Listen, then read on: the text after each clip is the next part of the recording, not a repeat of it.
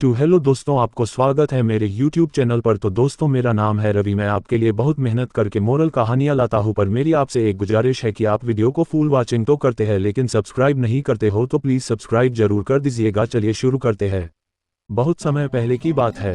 एक हरे भरे जंगल के बीचों बीच एक छोटा सा तालाब था जिसमें एक कछुआ रहता था। वह बहुत बातूनी और थोड़ा लालची भी था।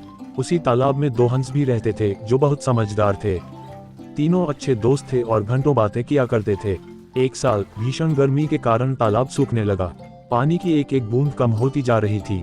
कछुए को चिंता होने लगी।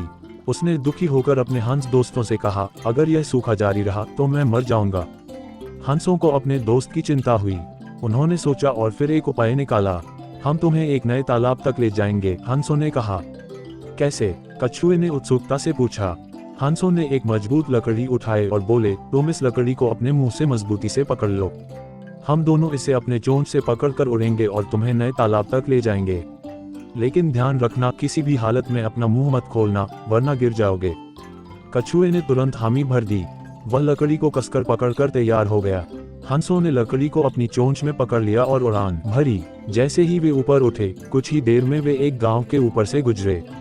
गांव के लोगों ने आकाश में उड़ते हुए कछुए को देखा और आश्चर्य से चिल्लाने लगे, देखो, उड़ता हुआ कछुआ। लोग जोर जोर से हंसने लगे।